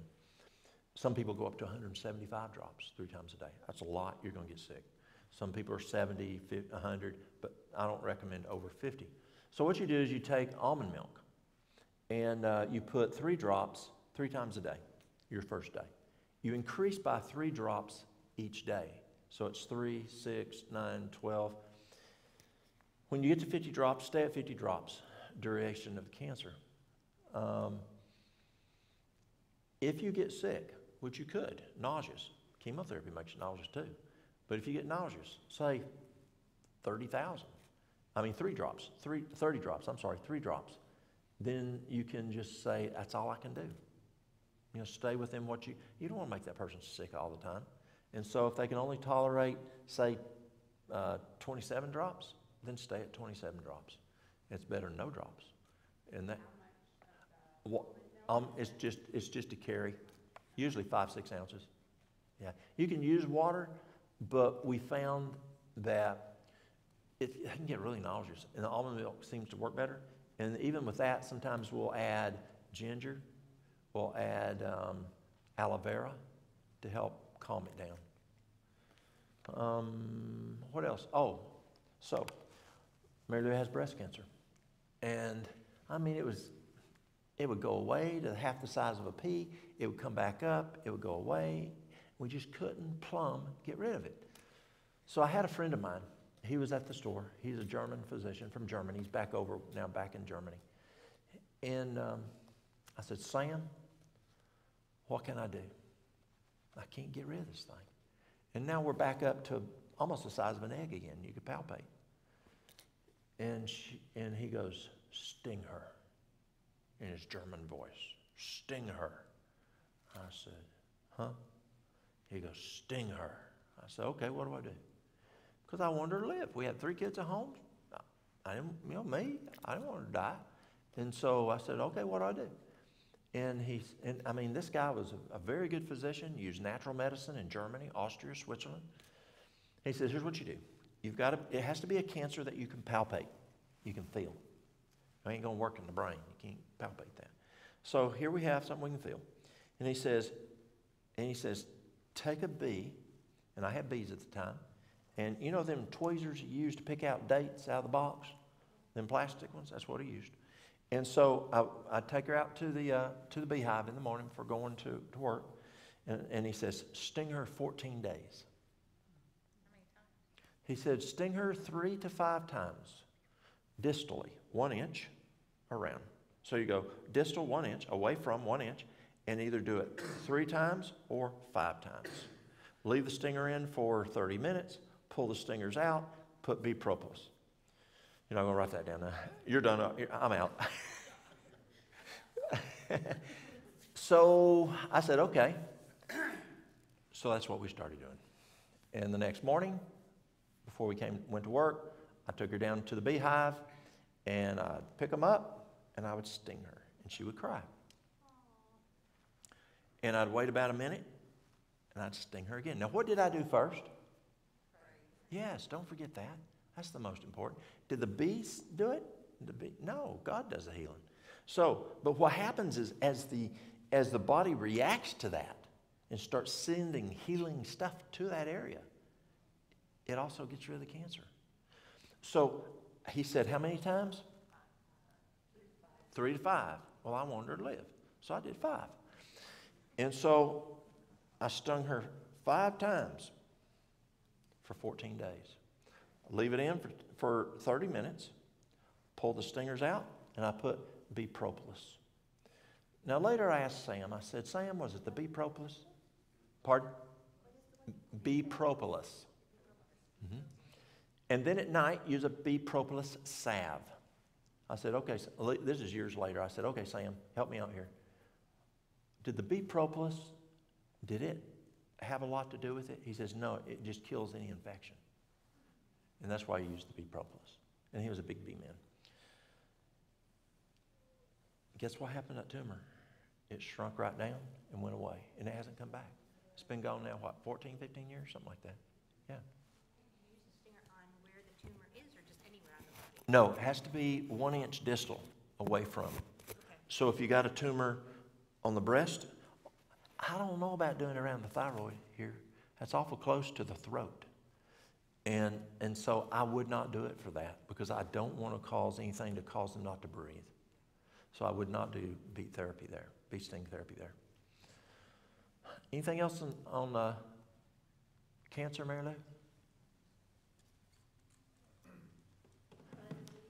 Vitamin D. Oh, thank you. Vitamin D, yes. Vitamin D is big. There's a doctor in Atlanta. If you go to her with cancer, she's going to give you 110,000 IUs of vitamin D a day for 10 days. And then she's going to go down to 80,000 for the duration of the cancer. She's wanting to raise your blood level vitamin D to 205.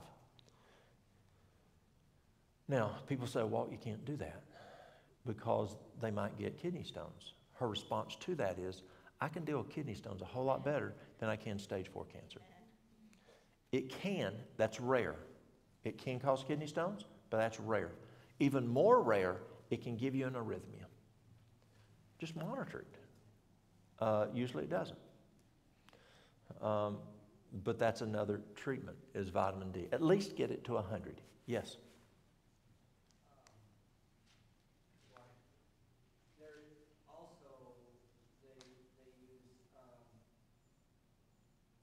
ozone therapy. Yes, ozone, great. I would highly recommend ozone. Yes, sir. And one other thing is, I'm sorry, it slipped my mind. Yeah, on ozone, I would do it rectally.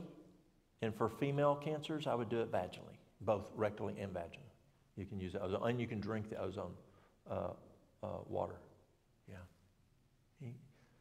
So that's what I would do for cancer. And pray and ask God which ones to use. I remember asking a physician friend of mine once that did a lot of cancer work. And I said, is it organ specific? He said, first of all, make sure the organ's working well. You know, as much as you can, and any other organs that are having problems. But he says you're fighting cancer, and building the immune system is what you're after. The other question, have you had any experience with dealing with blood cancers with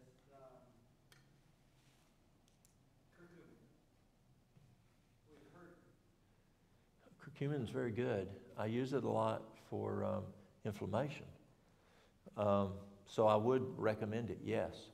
For blood cancers, I would concentrate on blood purifying teas. Now you're going to do that anyway with cancer. And this is really cool. If you look at herbs and you look at what the benefit is, if it's anti-cancer, it's usually like 99% a blood purifier. A blood purifier is going to kill cancer. And so chaparral is my favorite there. Chaparral is amazing blood purifier. The podiarco, the burdock root, and calendula, and the red clover, and those guys. Yeah. Well, y'all? Yes. One from the live stream. Okay, live stream has a question. Are we live streaming? Yeah, I guess so, because they're asking. Okay. Okay, it says to ask you for recommendations on myoclonic epilepsy in a 9-year-old. Okay.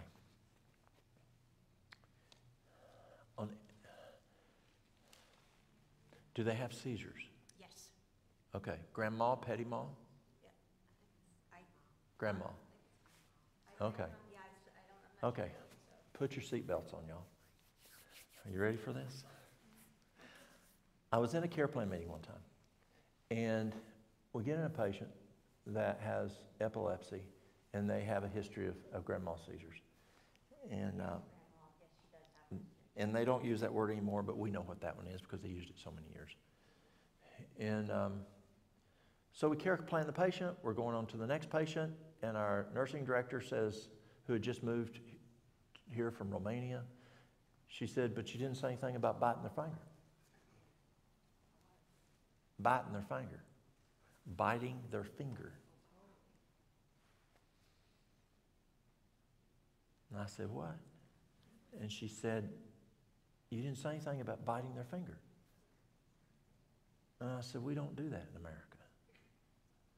You know? And I said, why? She says, well, that's what we do in Romania. She says, we take our white lab jacket. If they're having a grand mal seizure, we put their finger around it, and we bite their finger. I said, no, we don't do that here. And I thought it's over, and we're going on to the next one. And my therapist over here is from South Korea. She says, you don't bite their finger? And I said, what? And I said, what are you talking about? She says, we bite their finger in South Korea. Oh, that's interesting. Well, we still didn't bite their fingers. Well, several months later, I got 2 physicians out of Romania, locum tenens. They come to my office. What do you think the first question I asked them was? After I said, howdy, I'm Walt. I said, what do you do in Romania when a person has a grand mal seizure? And both of them said, at the same time, bite the finger. And they hadn't even talked to this nurse. And I'm thinking, no way. Well, this German guy that helped me with the stinging on Mary Lou, so I asked him about that. And I said, Sam, over in Romania, they bite people's fingers when they're having a grand mal seizure. He goes, oh, no, we're not barbaric like the Romanians in Germany. He says, we just take our finger and grab their earlobe in here, and we take the other hand and take their finger and pinch it here. We just crunch down on them, but we don't bite them. Oh, boy. I said, Sam, explain it to me. He says, when they're having an epileptic seizure like that, the neurons in the brain just kind of start at one time going, doo, doo, doo, and that pain from somewhere else, they go, what's that? And they stop. That's the way he explained it to me. And it can help if they're having an epileptic seizure. If it's brain cancer, I haven't found it to work. I've tried it. It don't work. So what do we do for epileptics? First of all, they've got to have what we talked about today. They've got to have good nutrition. The brain has to have nutrition. And if they're not eating a healthy diet at that age, any age, but that age is less prone to, you've got to have good nutrition going to the brain. Exercise. Remember, exercise is the best medication according to the neuroscientists for the brain. They got to have adequate water. So you want to do the 8 laws of health. And then you can use things.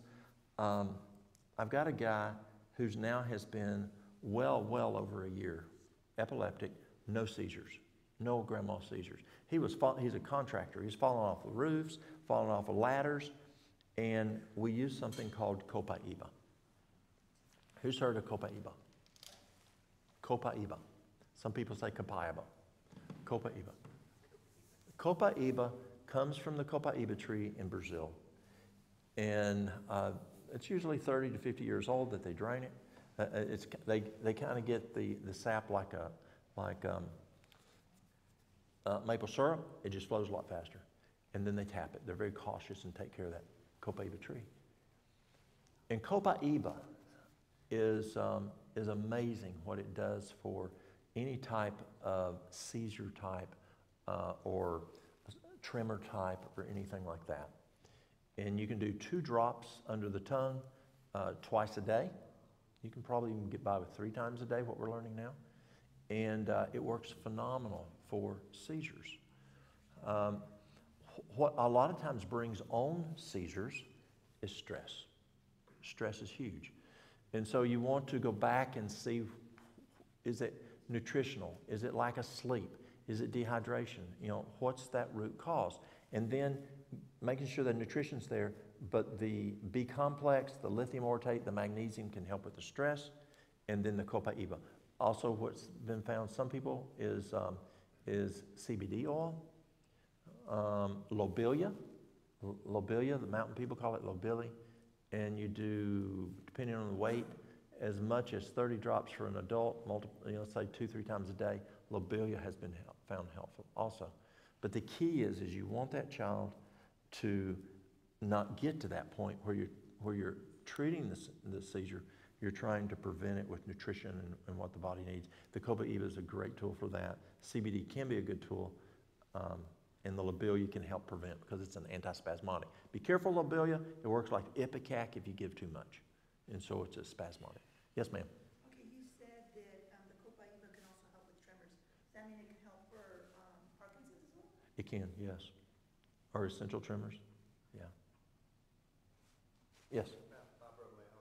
Fibromyalgia, the best thing I found for fibromyalgia is address the adrenals and do something like AdrenaSense.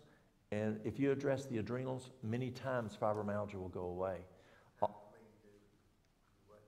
AdrenaSense, it's a product. Who makes it, Mary Lou? What? Nature's Factors? Natural Factors, yes, Natural Factors. And what's that? Oh, and nettle tea, yeah. Nettle tea, a stinging nettle, make a tea out of it, and that's good for the adrenals. Manage stress. Stress blows the adrenals, and so manage stress, then boost the adrenals back. Also, it can be a nightshade sensitive, and so you want to be careful with your nightshades, which is tomatoes, potatoes, eggplant, pepper, tobacco. But lobelia is a nightshade, so you have to be careful with lobelia on that one. But tomatoes, potatoes, eggplant, pepper, and tobacco. Just being around a person with tobacco, and that can affect the fibromyalgia. Well, y'all, I think folks are needing to leave. And what we can, one last question. Subloctic stenosis. Have you heard of that? Subloctic stenosis? Yeah. Scar tissue building up in the trachea. Oh, yeah. Internal scar tissue. That's something that is a goal of mine right now, is to work on figuring out how to address internal scar tissue. External scar tissue, topically, we've seen some benefit, but internal, I'm trying to learn that one, so I don't have an answer for that yet.